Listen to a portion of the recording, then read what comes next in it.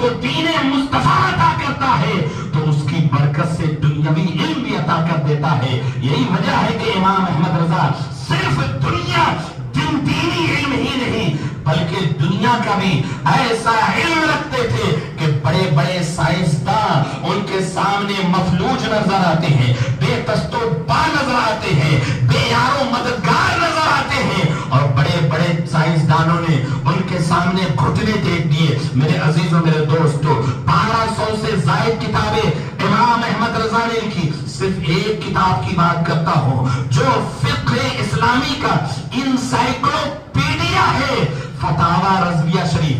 اس سے پہلے جو کتاب مشہور تھی ہندوستان میں فقہ انسائکلوپیڈیا کے نام سے، وہ فتاوی عالمگیری ہے، فتاوی ہندیہ ہے، جس کو وقت کے اورنگزیب بادشاہ نے 500 علماء کرام کو نذرانہ دے کر وظیفہ دے کر لکھوایا تھا. تقریباً 2 لاکھ روپیہ اس وقت کے 500 علماء کرام کو لے کر اورنگزیب عالمگیر نے فتاوی ہندیہ لکھوایا اور 808 سال اس کو لکھنے میں لگا. لیکن میرے عزیزوں میرے دوستو تنہا احمد رضا نے ایسا فقہی انسائکلوپیڈیا زمانے کے سامنے رکھا ہے کہ 30,000 سے زائد اس میں مسائل ہیں اور 6,000 سے 100 زیادہ سوالوں کا جواب آپ نے دیا ہے اور 30 جلدوں پر مشتمل ہے.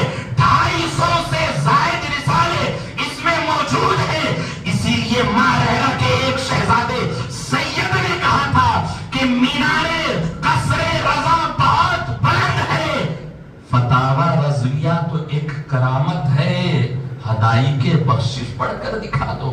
تو فتاوی رضویہ ایک کرامت ہے امام احمد رضا کی کہ 30,000 سے زائد سوالوں کا جواب دیا ہے.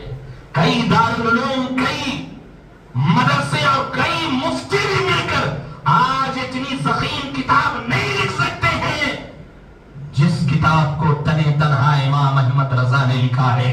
میرے عزیزوں میرے دوستو ہر دارالعلوم کی ضرورت آج فتاوی رضویہ ہے، ہر دارالافتاء کی ضرورت فتاوی رضویہ ہے، ہر مفتی کی ضرورت فتاوی رضویہ ہے، ہر عالم کی ضرورت فتاوی رضویہ ہے.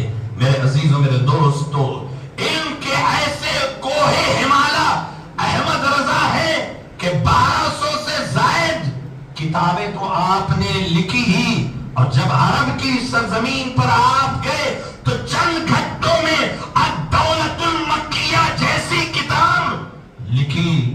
میرے عزیزوں میرے دوستو انہی علوم و فنون کو دیکھنے کے بعد دنیا نے یہ کہا، دنیا ان کا اعتراف، دنیا ان کو ماننے پر مجبور ہوئی کہ احمد رضا کسی روایتی پیر کا نام نہیں جو کہانیوں قصوں کے درمیان قصوں کے ارد گرد گھوم رہا ہو، جس کو مریدوں نے بنایا ہو. احمد رضا اپنے علم کے ذریعے پہچانے گئے، احمد رضا اپنے فنون کے ذریعے پہچانے گئے، احمد رضا اپنے تبحر علمی کی بنیاد پر پہچانے گئے. یہ ساری چیزیں اپنی جگہ پر ہے کہ انہوں نے 1200 سے زائد کتابیں لکھی، انہوں نے فقہی انسائکلوپیڈیا کی شکل میں فتاوی رضویہ دیا، نادیہ دیوان کی شکل میں ہدایت بخشش دیا، عربی میں انہوں نے ہدایت النو کی شرح لکھی، 8 گھنٹے میں الدولۃ المکیہ لکھا. لیکن آج احمد رضا کو جو پوری دنیا میں جانا جا رہا ہے، ہم نے تو افریقہ کے وادیوں میں بھی دیکھا ہے، ماریشس میں بھی دیکھا ہے، رضا دارالفتاء ہے، رضا دارالاسکول ہے، رضا مدرسہ ہے، رضا مسجد ہے، ہر طرف جو رضا ہے. احمد رضا کو اعلیٰ حضرت اگر کسی نے کسی چیز نے بنایا ہے تو وہ عشق رسول ہے، عشق آل رسول ہے.